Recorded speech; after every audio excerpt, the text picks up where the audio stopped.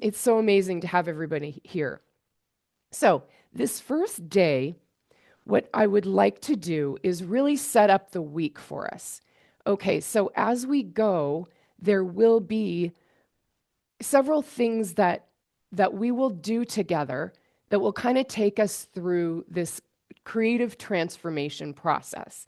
And the first day, I really want to just kind of tell you what that is and why I decided to do this 5-day workshop. First of all, I decided to do this because it's a challenge for myself.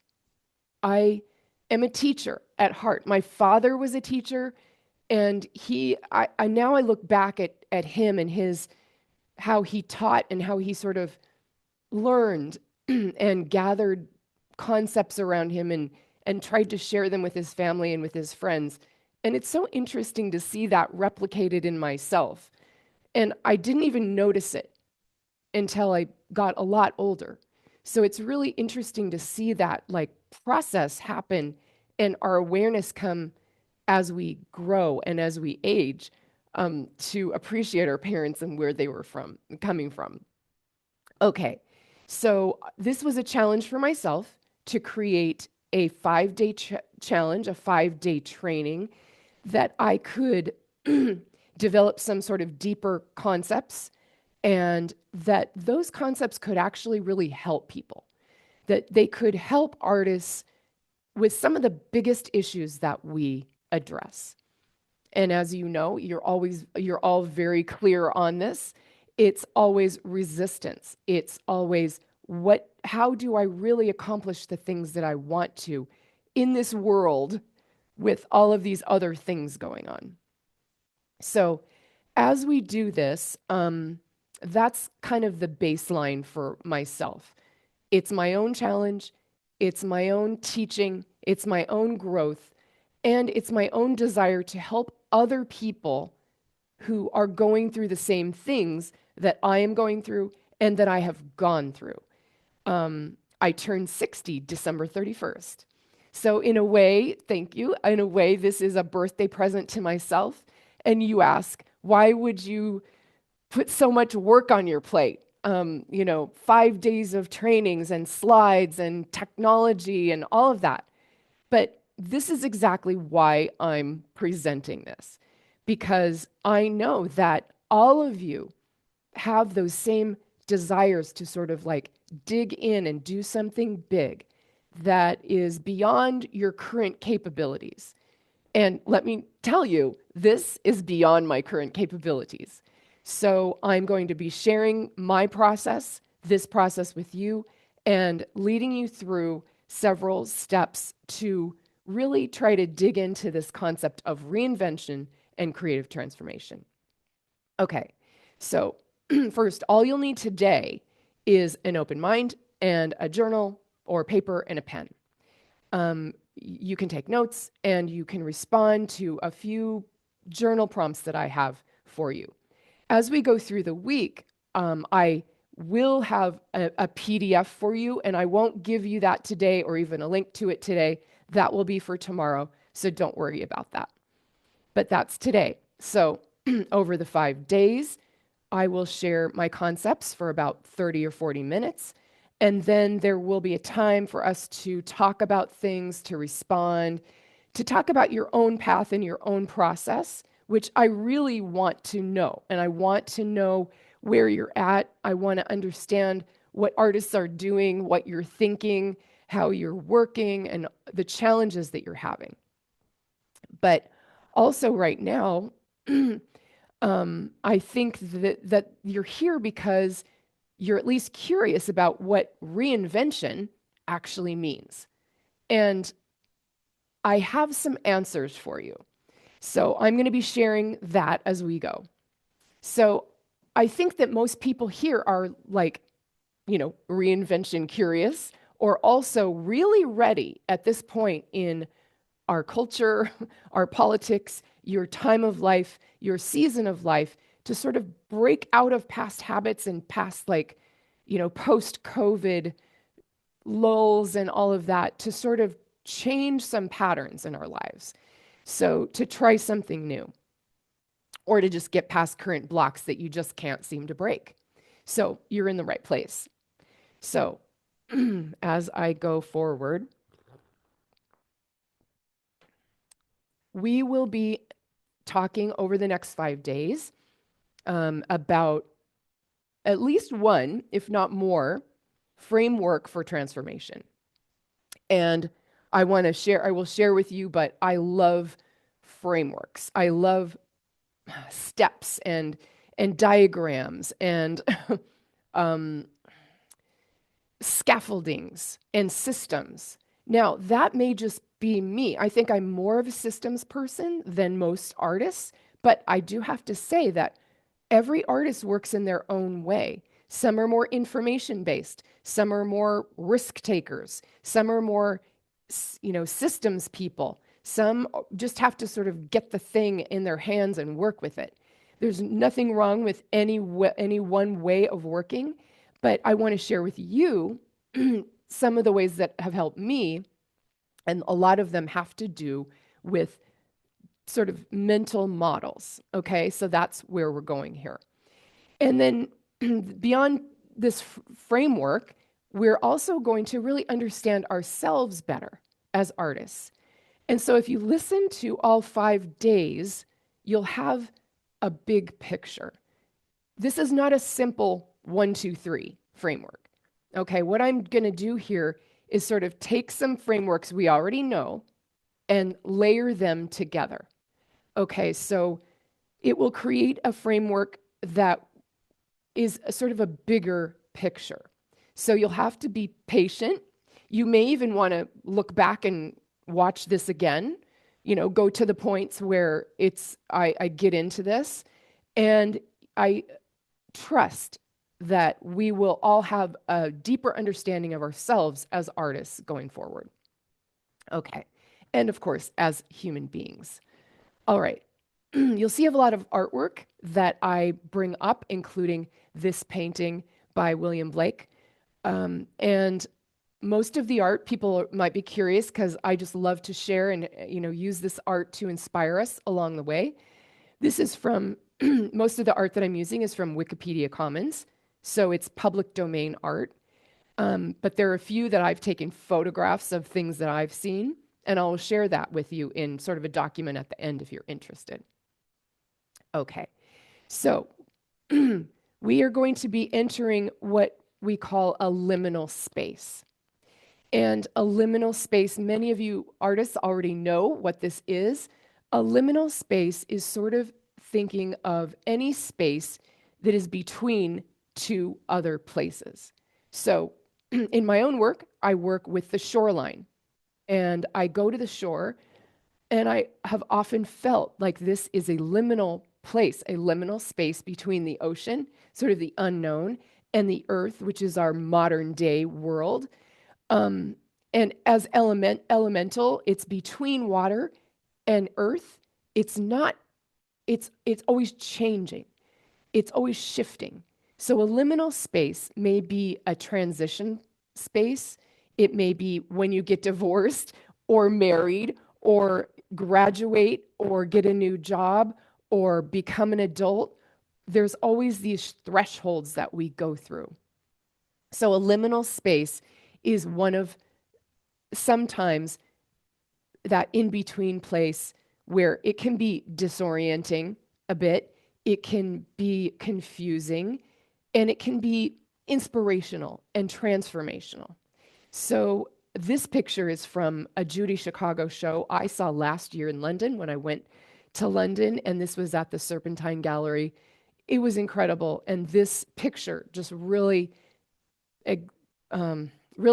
grasps or captures the idea of how I feel when I'm in a liminal space sometimes. So as we go, I want you to know that even though it can be disorienting, I want you to just stay open and know that as your coach, as your guide on this journey, as the kids say, I got you, okay? This is a picture of a 1-mile walk I had when I went to Wales last year on a pilgrimage to visit the birthplaces of my great-great-grandparents. This is a little town called Solva. I went to meet a writer at the end of this mile who was writing a history about his family.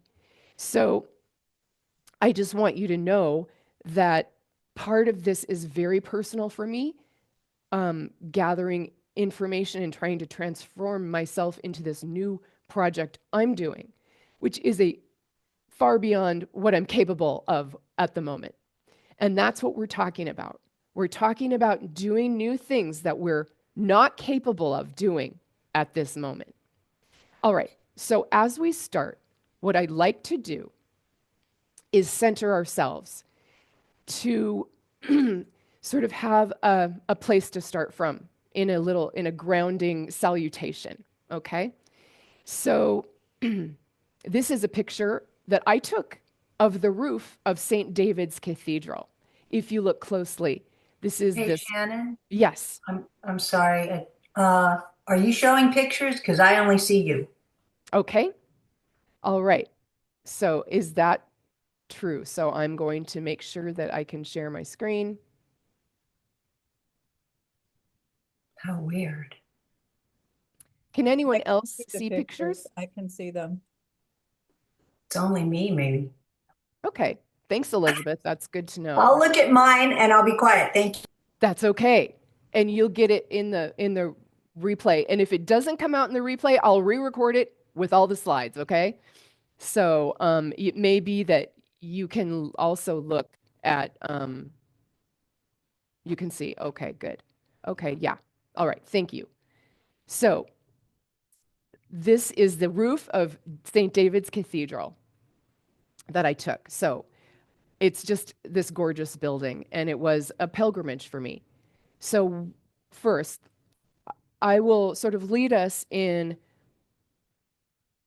a centering salutation that I created for myself and that I use sort of in the mornings before I do yoga or when I wake up and when I just want to sort of greet the day to the four directions. Okay. So as you get settled and get your coffee and your tea and your journal, we're ready to go. So I will read this. Rather, I will read it, but I know it by heart because I say it a lot. And I would like to share this with you. Okay. So the salutation to the four directions. North wind, keep me aware and awake. Your chill enlivens the warrior. South sun, keep me joyful and open. Your heat calms the healer.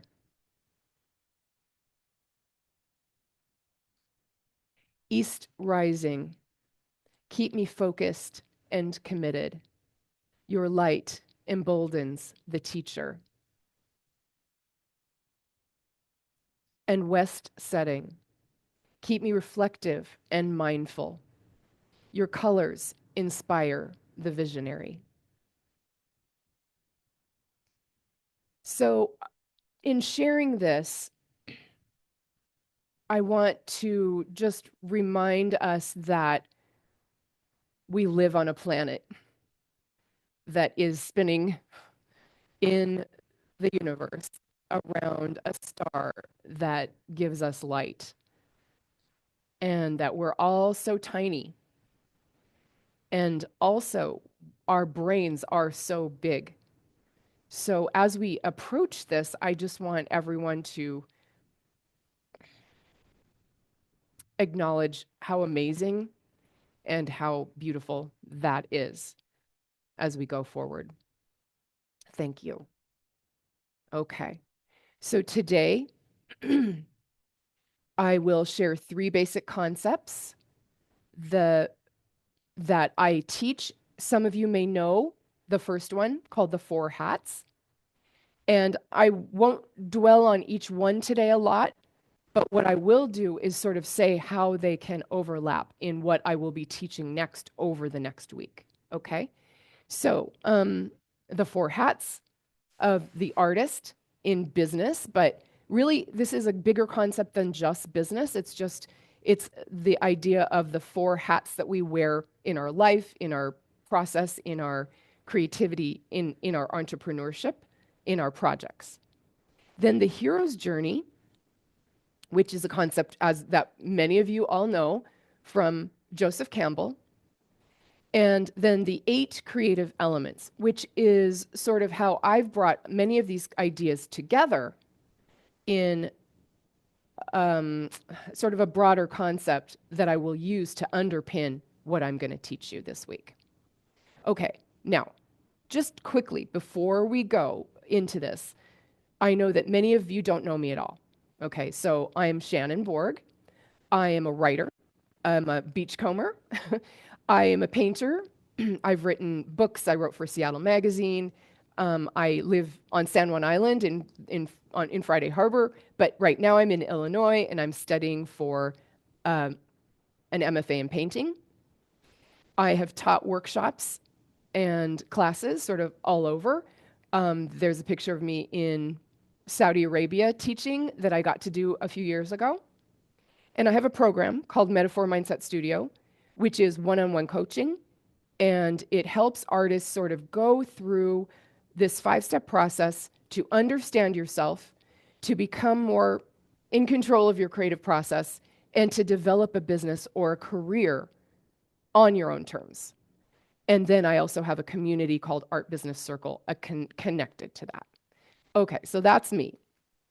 Today is going to be all about these 3 concepts and getting us a foundation for what's going to happen next during this week. Okay, so first, the 4 hats. Now, the idea of the 4 hats, first, I want to show you that this is going to connect to the end, because when I created this class, I gave it first to my 10 friends in Friday Harbor. These were people who needed help in their art. I was building websites for them and doing flyers for their art shows to post around town. And instead of doing that, I really wanted to teach them how to do it. The problem is no one wanted to learn how to do it. As we know, artists don't want to do the technical part. They don't want to do the business part, right? We resist that a lot. But eventually, slowly, we kind of realize that, oh, but this is kind of part of being an artist, right? If I want to have a show, I'm going to learn how to make a flyer. If I want to be an artist, I'm going to learn how to have a website.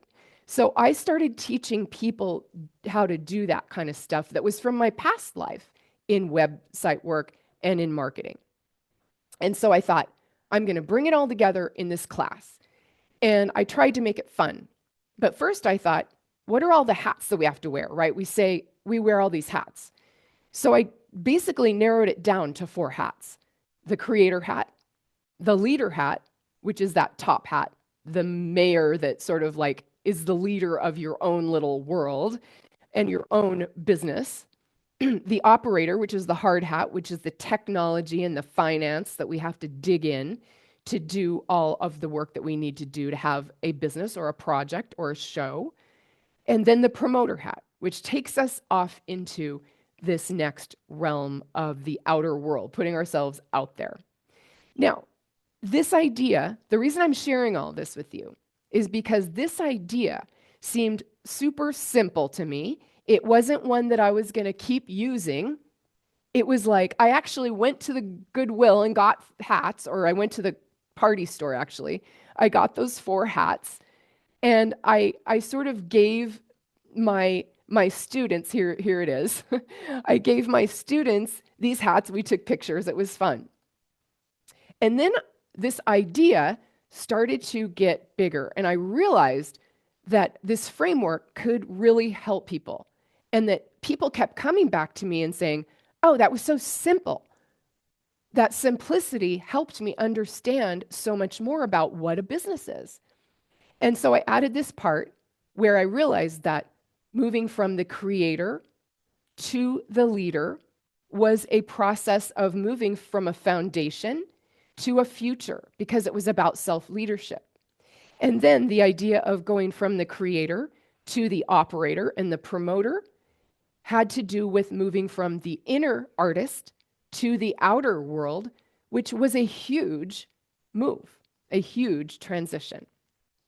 So, this simple, silly, childish concept became much larger. And it became something that I am now expanding on and teaching my clients 3 years later. And it's helping people, or I hope it is. I trust that there's a lot there that can be helpful.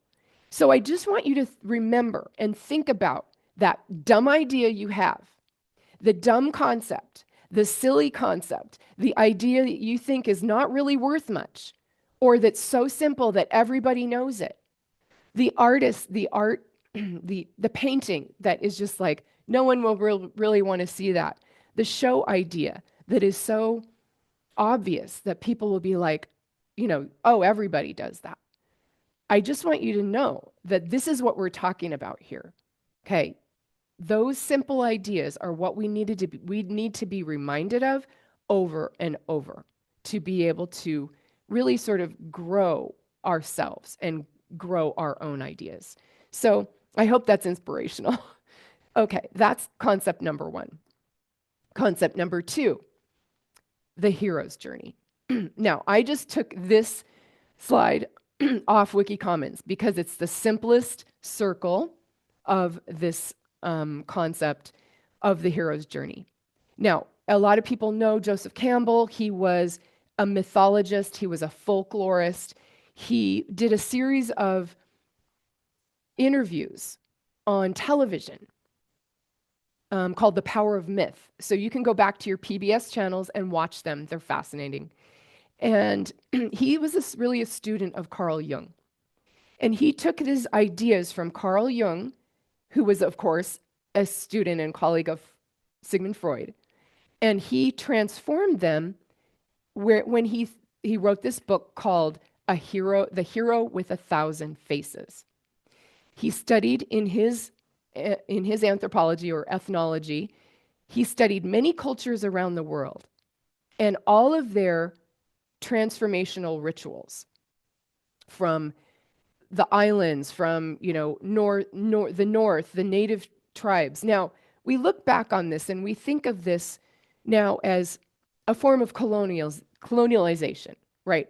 A form of looking to understand people that we don't understand and putting our sort of like white European voice on them. So given all of that, yes, understanding that that is what was happening throughout the colonialization process and trying to understand culture and anthropology, still, this tool and this sort of framework has given us a lot of insight. So when we look at the hero's journey, I will be not using sort of the simplistic version of it, but as we go, I will be using we will go in depth into this. Okay. So I'm just going to run us through this really fast. First, because we'll come back to it a lot. Okay. So first, the main thing that I want you to understand about the hero's journey is that the hero must be unwilling. The hero must be unwilling to go on this journey. The hero is never willing to go on this journey. Dorothy didn't want to go. She wanted to run away. And she didn't want to go to Oz. She was taken there against her will. Okay. Luke Skywalker didn't want to go. He didn't want to become a hero. He was reluctant the whole time. Every hero that we think about, and I want you to point out, including ourselves, are reluctant. Okay, the resistance is the seed that is important for us to have in order to embark on what comes next. But there is a call to adventure. The call to adventure comes from outside. It's not from ourselves, okay? It may come through ourselves eventually, but it usually is decided for us. Okay. So I just want you to soak this all in as we go. So the to adventure happens. There's a necessity to leave. There is something that comes up, some shift that you didn't expect in your life. That could be financial, it could be a divorce, it could be a death, it could be something, a new job, it could be a move, anything that happens that sort of forces you onto this path. Okay, so now notice that this known and unknown world, the known world is a lot smaller in this version. But before we even get to the unknown world of our journey, we already have supernatural aid. Okay, so in Dorothy on the Wizard of Oz's case, she went out and she was trying to run away and she ran into the gypsy and he gave her a fortune telling. Okay, so that was in her own world, but it was a supernatural aid. Okay, then she had to go through this threshold, and that's when she got taken to Oz. So the supernatural aid might come before we even cross the threshold. Then we go down into the full journey. Now, I'm not going to go through all of this right now, but I just want to point out those few things, and I'm going to ask you a question about it later. So the main thing that we understand about the rest of it, though, is the abyss. Okay, this is the hard part, right? It's all hard. But as we go through our own journey and our own artistic process, the abyss is the important part. And this is where everything happens. Okay, so we go down, we go through the abyss, we have insights, we have a transformation, we bring back gifts from the underworld, and then we come up. Now, of course, as we return to the place we were before, but we're completely different, right? We have insights, we have awareness. So I'm going to unpack this concept for us in terms of our own creative processes and how to change and how to transform yourself with this and beyond. Okay, so that's just a teaser in a sense. Now, the third one is the 8 creative elements. All right. So you've often heard of this idea of the 8 creative, the 4 elements, earth, air, fire, water. And I want you to sort of think of it in terms of a combination of different world traditions. Okay, so in Plato, there are the Platonic solids, and the elements were earth, air, fire, water, and ether. Ether was sort of the universal light, or they would even call it numbers. Plato posited that there were only 5 geometric solids whose faces were the same, meaning when they saw sort of math as this way that was like accessing this concept of the higher forms. Okay, so when you take a triangle and you lay it out flat, as many triangles that it takes to create a pyramid, that was a Platonic form. And these are sort of all the Platonic forms put together. There are only 5 of them: the triangle, the square, which makes a cube, the hexagon, and I'm not going to go into all of them. There's like a 12-sided, a 20-sided, you can look them up. But they are fascinating, and maybe I'll bring in pictures of them next time. So we have the 4 elements: earth, air, fire, water, and ether or light. Then in the Chinese system, we also have wood and metal. Okay, so earth, air, fire, not air, but earth, fire, earth, metal, water, and wood. And so in the Chinese medicine, which I'm sure many of you are very well aware of this, that this is not a system of actual things in a sense. What they are sort of phases and phases of transition. Okay, so 5 elements drive the interactions between nature and the life force, or ki or chi, in cycles and seasons of generation and destruction. So the idea of these 5 creative elements are phases that are always changing and shifting and interacting with each other. Okay, so what you can see here is that within all these different traditions, there are, the Chinese philosophy of yin yang, the I Ching Book of Changes, the Celtic tradition of the Triskela, which is this cycle of life force that's always changing. And if I'm sure I'll say something wrong, but you can help me later with this. This idea of the, this three cycle of the swirls and the spirals that represent this life force movement, always moving. In the Native American philosophy, the medicine wheel, or the 4 directions, as we sort of addressed earlier. And these also are connected to roles and the seasons of life, the Great Spirit and the Great Mystery. So I think of all of these different options that we have for our Western philosophy, the Eastern world, Celtic and Native American traditions. And the idea that humankind has not woven the web of life, but we are a thread in it. Whatever we do to the web, we do to ourselves, and all things are bound together. All things connect. This is from Chief Seattle, who is one of, our great figures in the Northwest.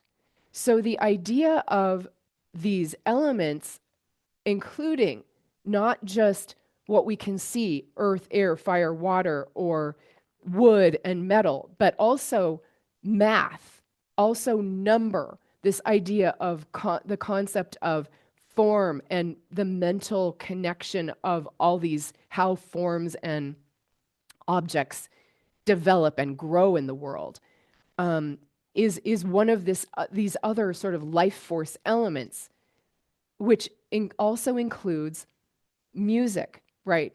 The harmony of the spiral and the Fibonacci sequences and all of this, the connections of math, numbers with how things grow, how music harmonizes in when a string is plucked at different points upon it, and how connected that is, this idea of sacred geometry. So what I've done is just for myself, kind of put all of these things into one concept that actually connects them through the color wheel. So for artists, this makes a lot of sense to me. So the idea is that we have the regular sort of Western elements, earth, air, fire, water, but we also have wood and metal. And I realized that they each have their own perfect place in this framework, that metal is the combination of sort of earth and fire, right? It's what happens when humans get involved. We make things. Of course, metal exists on its own in nature, but we also make it. We also make things out of metal. It's sort of like the handicraft element of creativity, or that's what it represents here. And then wood is about growth, and it's about what happens when we plant a seed metaphorically and move to the next phase. So I kind of created them, put them here together in connecting the creative process, this idea of the hero's journey around, again, a circle and a cycle, and also into the world of creative projects and entrepreneurships or projects or goals or however you want to see it. Okay, so this is what we're going to sort of work on this week, is this idea of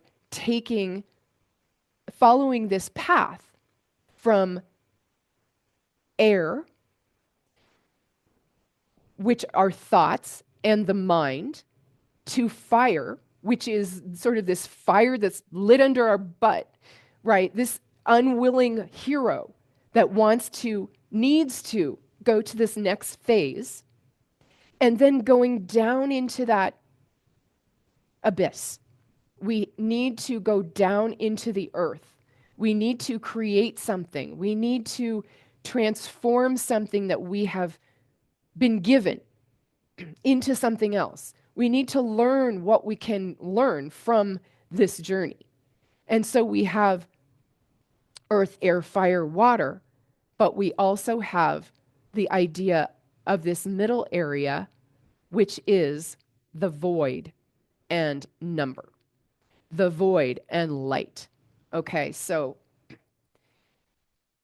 this void is the key, really, to everything. We have this yin and yang, right?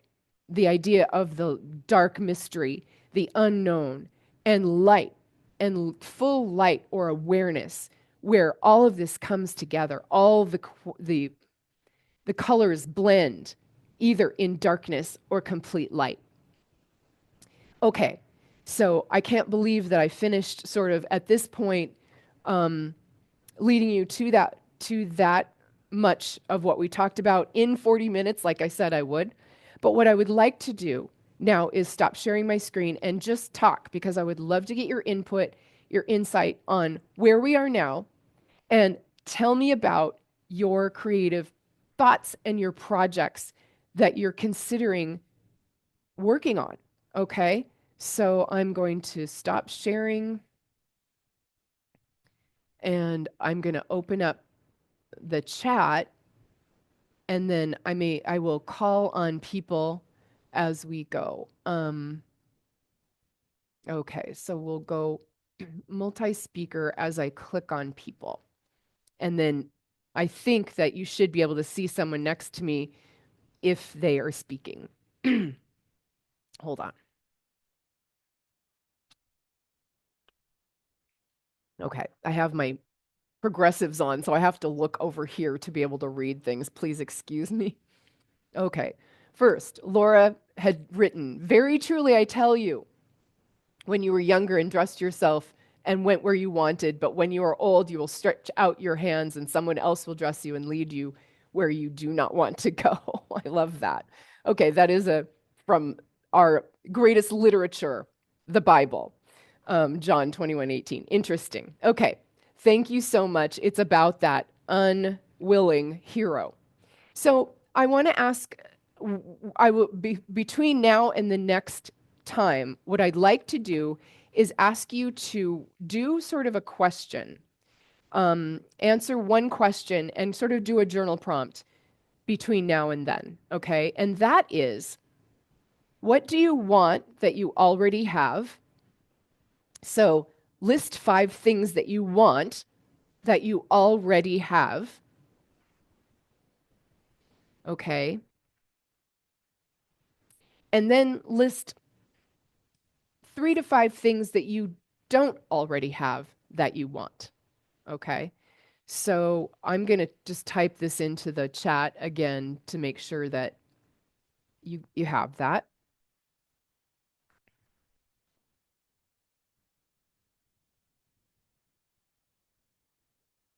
Things that you want that you already have.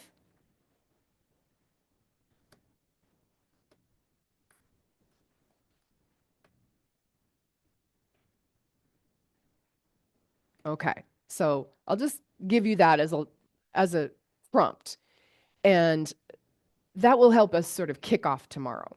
Okay. So who would like to chat to say something about what you're thinking about any of this? You can raise your hand. And okay, Heather, I would love to talk to Heather. Please give me any insight, Heather. Well, thank you, Shannon, for pushing your own boundaries because it's an inspiration. And I have, through a variety of things that you have mentioned many of here, come to a place where I am in what I'm calling an experimental and exploration phase, kind of researching. And I've been trying to teach myself new techniques in my mediums. And I have to say, I am finding it very frustrating because it makes me feel stupid. And I'm trying to remind myself that when I taught myself how to sew, I taught myself how to paint and how to make these barn quilts. And when I first started, there was trial and error, but maybe there was more innocence of like, sure, I can do this. Whereas now, like everything I'm doing is like, is this going to work? Am I going to be wasting time or materials? And so the timing of this workshop and some of these concepts is really good for me because last night I had decided that this is just too frustrating. I don't want to do this. And then I'm stuck because I want the change. I want to push myself.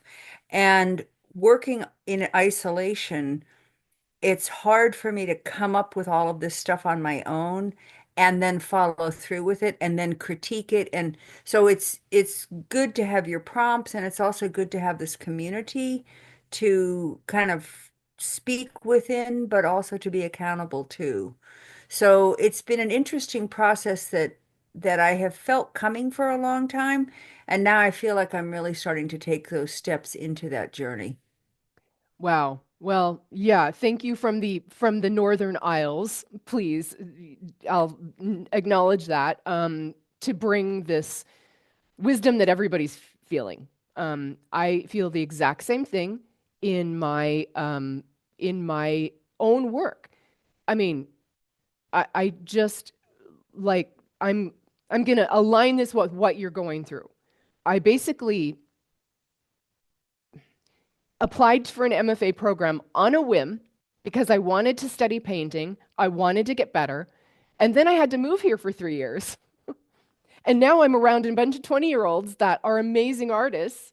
And I just started really painting when I turned like 51, 52. Well, 50, 51. And but I don't want to sort of just do the traditional thing. I want to do some edgy things. I want to explore. And like you said, if you don't, if you get up to this wall, if you go, okay, not going to do that, you're stuck. And why are you stuck, Heather? Up here. Right. Life goes on. No one cares. Life goes on around us, right? The world keeps going. But up here is what is important for each individual human being. And here, right? So to be able to figure out how to sort of jump those fences a little bit at a time, you know, really makes a difference. So can you tell me about, let's just talk about this for a second. So can you tell me about a time when you did sort of jump a fence and you felt, oh my God, the heavens have opened. I've learned something new that is now going to take me to the next level. And you felt like the joy again. Mhm. Can you tell me about something? Well, actually, my granddaughter was born 2 years ago, and I decided to try to make dresses for her. And I did. I did a lot of research. I like to do research, and I You're an like to get information person. Yes. I am. Yeah, I like to get down that wormhole. And I found a video and I was able to understand it, and I was able to, in quilting you use a 1/4 inch. I use a scant quarter, which is even a smaller seam. But in clothing construction you go 1/2 inch or bigger. So it was like, whoa. So I did all the research and found the resources and learned how to make these little dresses, and they were adorable. And I gave some to my granddaughter, I gave some to my grandson's next door neighbor, and they were a smashing success. And I was like, ta-da, I did it.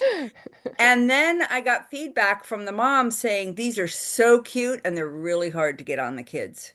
Can you put a zipper in them or can you put buttons in them? Which to the layperson sounds like, well, just do that. It's like so simple. We have buttons and zippers in all of our clothes.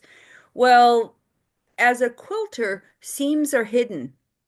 Everything, I'm a very precision person. I don't do abstract quilting or painting, and I don't do um I don't do like I'm very traditional in my style. And That's so ironic, and I have to take, I don't know. I will talk to you about that later, but go on. yeah, okay. Well, at least I think of myself as being Yeah. traditional. But anyway, so I found immediately like, okay, I have to have my seams covered, like all these detail things to make these the way I see them in my head. And that is the challenge. What I see up in my head, trying to get it to come out through my hands in the medium. And so putting the zippers in, there are a bazillion YouTubes on how to put zippers in. But I'm learning the camera work isn't always great, the lighting isn't always great, or if you've got someone who does this like rolling off a log, they don't, they miss some of the kind of key points, like what happens at the very end of the zipper and that kind of stuff. So the last time I felt that genius moment was when I made the dresses. And now I'm working on my second one with a zipper, and I'm trying to do all this problem solving in an area that I have no idea, because with a quilt you have the front, you have the batting, and you have the back. And I And can now you're take in out, 3D. yes, and I can take out a seam and I can adjust it so that my points match, so that things come out the way that I Oh, see them up in my head. okay. This is perfect because what we're going to talk about tomorrow is the way that we've always done things. And for you, it's information, it's perfection, it's a certain way, and how now that's kind of kept you locked up, right? Mentally to be able to take the next step. Okay, so you're talking about quilts and clothing, these beautiful heritage quilts and these beautiful little dresses that will be here from 200 years from now. They're gorgeous with the great great granddaughters, right? But with other people here who also do painting and sculpture or even drama or writing, these things that are a little more ephemeral, we all have that same issue. It's I have done things a certain way. I've tried to break out. I've had that genius moment. I had some success. Now what? Right. It's like this emotional roller coaster that is happening. And we think it's going to be keep going and we think it's going to go up, but it doesn't. Somebody wants a freaking zipper, right? And you have to deal with the real world. Okay. Excellent. I just want to stop you there because that was such a great point. And it shows how this is our biggest problem, that we get stuck in these little cycles of how we've done things before.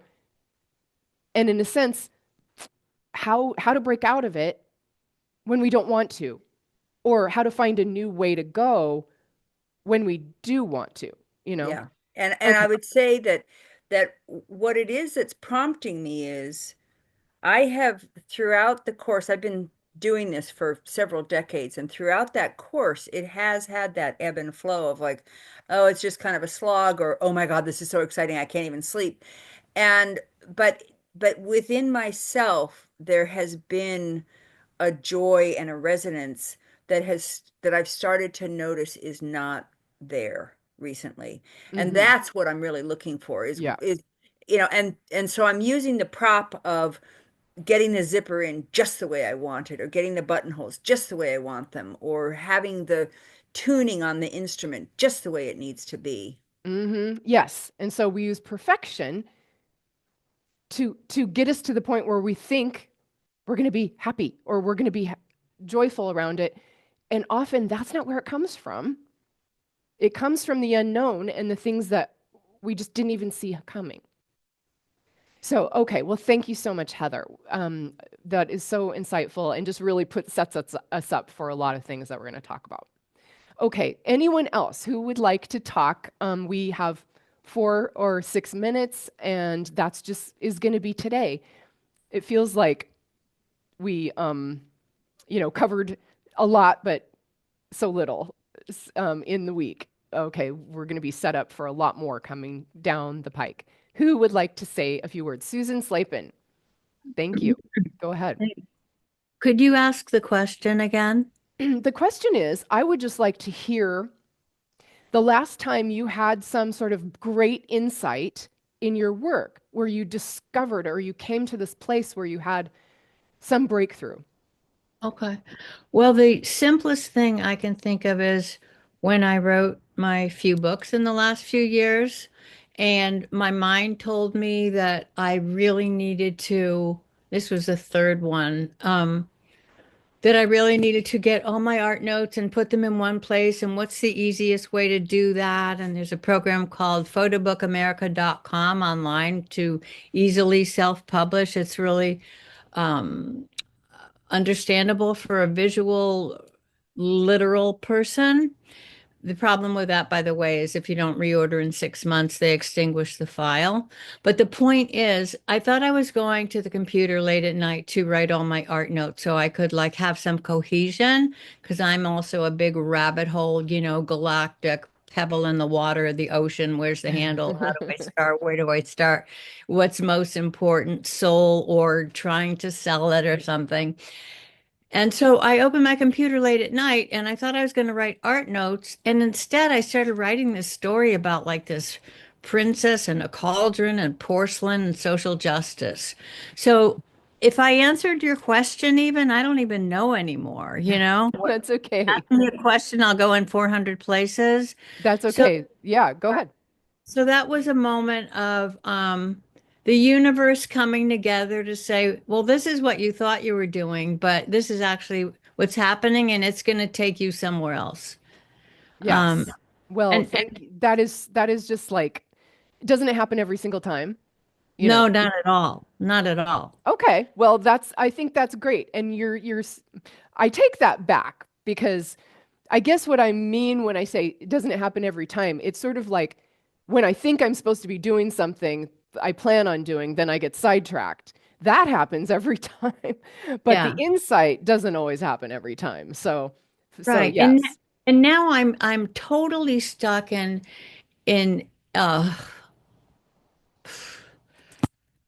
such a rabbit hole, such a complex internal investigation of what's important, what are the characteristics and qualifiers, how do I approach it? Do I Mm-hmm. go more toward soul work, trying to market my work? I'm so prolific, Shannon, and I Yeah. study so hard, and it's only because I'm driven. It's Mm-hmm. only because I have art supplies.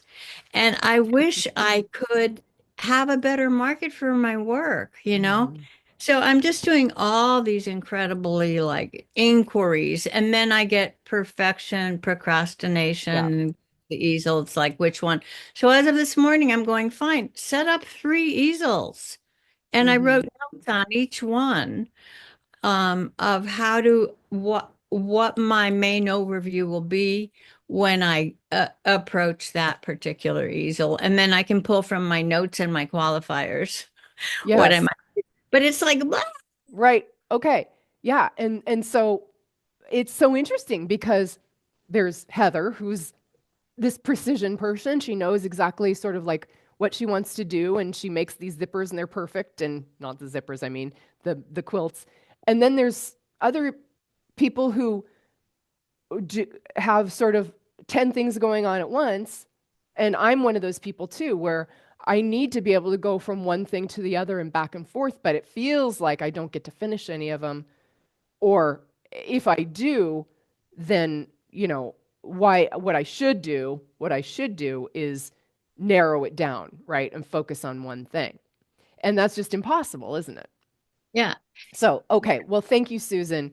That's another just a great insight into the creative process to get us started this week. Okay. So we just have, let's see, would one other person like to say a few words before we end it for today? And what I'd like to do is make sure that we have enough time tomorrow and every day to have a good discussion after the presentation. So I'm going to try to keep my comments to about 30 minutes, and then we'll have some time to talk.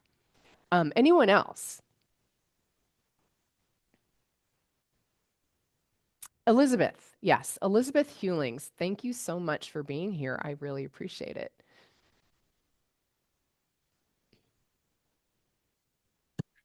Hi, sorry. I That's feel okay. like my last hero's journey kind of ended, and I'm not being forced onto the path, and I can't start to force myself onto the Mm, path. that's a good thing. I Yeah, don't that. usually have that issue, but I think so much of what I've done over the past 5 to 10 years, everyone's like, "Oh, what an impact," you know. Yeah. And I'm not necessarily feeling what an impact, and I'm feeling what a burnout, you know. So this is very interesting, but the hero's journey thing really resonated with me because I'm like, yeah, well, I'm waiting for somebody to come and push me on to the next thing because I can't make myself do it. Okay, so I love this. This is so great because I have a term for this that I call white horsing it. Okay, I did a podcast episode. If some of you haven't listened to my podcast, it's called the Metaphor Mindset Podcast. And I did an episode, 3 episodes about horses. One was Horse of a Different Color, I think. One was Wild Horses, and one was White Horsing It. So, white horsing it is about, waiting for somebody on the white horse to come and tell us what to do. And it's often as artists, especially when we go into the business part or the technical part or the entrepreneurship part, we're just like, please just tell me what to do. You know? And unfortunately, that usually never happens. But what we do is we sort of abdicate, meaning when I talk about the 4 hats often, I talk about the leader, the trap that the leader hat has, that top hat, supposed to be the self-leader. What they do is we abdicate by taking that crown, that leader hat, and we abdicate our throne and our role, and we give it to one of the other hats, or mostly we give it to the creator hat. So because the creator has all this energy, the creator has all this energy, is making things and, looks like they know what they're doing from the outside. Okay. But we know, we know better. The leader hat can't abdicate that leadership role to the creator because the creator will just say, oh, let's make this, let's make this, let's make this, let's make this. The leader hat has to spend some real time with that hat on, that top hat on, making the rules and at least finding some kind of framework, asking the questions. So, I, Elizabeth, I actually am feeling like the creator has just gone to sleep. The okay, leader is well, ready to that's good. lead, and the creator is like, the leader's like, well, what are we making though? Yeah. You know? Yeah. Um, Yep. Yeah, for sure. Yeah, believe me, there's no one way of seeing all this, right? And this is all part of it. But I appreciate your willingness to sort of just open up about that because, you've had just such an amazing journey, and I won't go into it here with other people, but they will, they could find out more about you. But you're just that process of just like, what do I do next? And who's gonna tell me what to do? And who's gonna, force me down that hero path? And will it come from outside or will it come through me? Right. And what's going to happen? So all of that happens in that just beginning of where this process starts, which I think leaves us at a great place to stop right now. Okay.